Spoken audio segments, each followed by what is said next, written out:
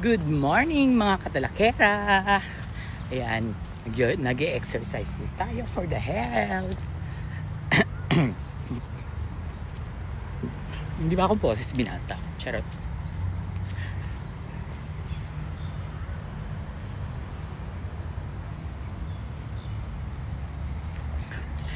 Ano ba sasabihin ko? Ay, ito pala. Natatandaan niyo yung, kung nakafollow kayo sa akin sa mga pages ko dati na nawala, or at alam ko ano rin sinabi ko rin yan dito sa TikTok, kinontent ko rin yan, yung may isang PSG na Sara Army. May plema ha. May isang PSG na Sara Army, dati siyang PSG sa Malacanang, na Sara Army na ngayon, na ilalabas na witness para patotohanan yung salaysay ni Gutesa, dahil nga si Gutesa diba hindi na lumabas. Ngayon nabago yung script nila. Ang ginawa nila, kasi alam kong nakamata sila sa ano ko sa mga post ko, alam ko yan. Kahit na yung mga intel ng army, alam kong nakamata kayo sa akin, nakamata kayo sa mga post ko. Ang ginawa nila, dahil si Gutesa sa totoong buhay wala na, tumakas na, tumakbo, nagtatago, kaya hindi nila maisa sa katuparan yung sinasabi kong isang PSG na susuporta sa mga salaysay ni Gutesa. So ang ginawa nila, yung 18 Marines ang ilinabas nila. Kung mapapansin nyo sa affidavit, lahat ng sinabi ni Gutesa, yun ang isinulat nung syuki ng inang lawyer doon sa affidavit, para magtugma yung salaysay ni Gutesa at ni Saldico. Hindi lahat ng sinasabing 18 Marines na yan ay mga Marines, at hindi yan lahat. Meron dyan isa na tao ni Saldico, pero yung iba mga Sara Army na yan. Hiningilaman ako agad. Ngayon, nung hindi pa tumatakas si Gutesa, or tumatakbo, or nagtago, nagkaroon sila ng di ba sinabi ko yun, yung one-on-one training, parang gano'n, yung mga Q&A etc. na para kapag lumabas sila sa Blue Ribbon hearing, is hindi na uli magkamali si Gutesa. Kasi nung unang labas niya, marami siyang maling sinabi, tapos hindi na siya bumalik. So hindi credible, di ba? Para maging credible, inilabas nila yung 18 Marines na yan. Alam niyo yan, pinuntahan ko pa yung President Tower, pinicturean ko pa, hinabol pa ako ng guard, pinost ko yan, di ba? Kaso nawala na naman yung page ko, ayaw nila ako talagang tantanan. Ngayon may bago na naman silang plano. Yung Israel, US at Iran na gulo, yung gera, gagamitin na naman nila yan. Nakakita na naman sila ng eksena. Gagamitin nila yung issue na yan para pabagsakin si PBBM and i-assassinate.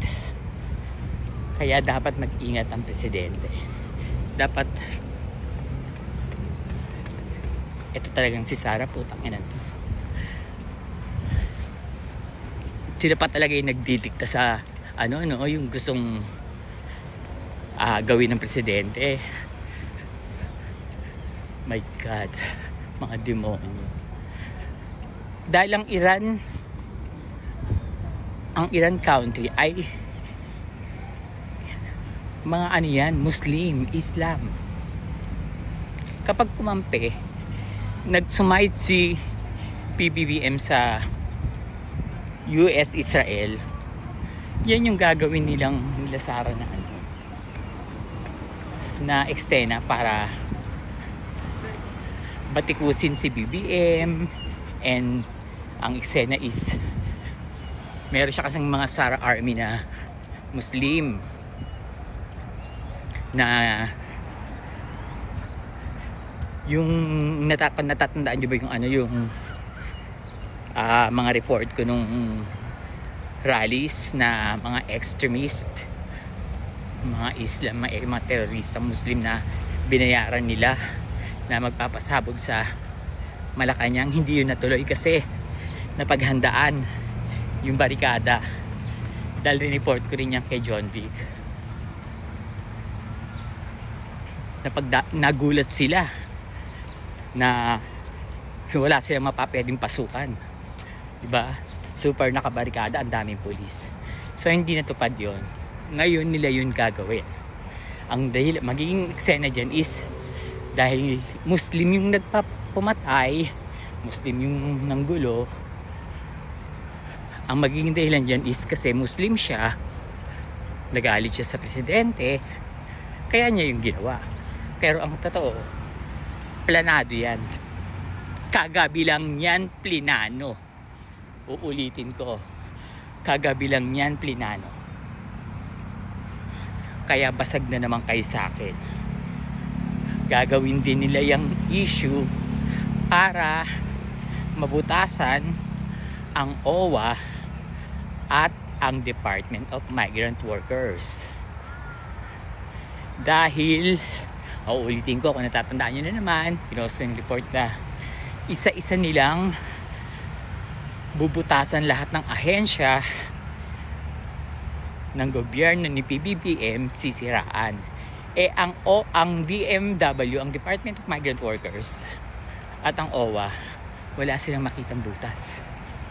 Kasi masipag si Attorney PY, yung head ng OWA ngayon, at si Sec Hans. Talagang gumagalaw at tumutulong sila.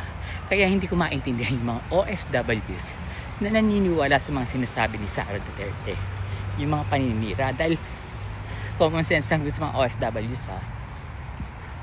Kung panahon ni BBM kayo nakapunta dyan sa ibang bansa para makapagtrabaho, ibig sabihin si BBM ang nakatulong sa inyo para makapag-abroad, diba?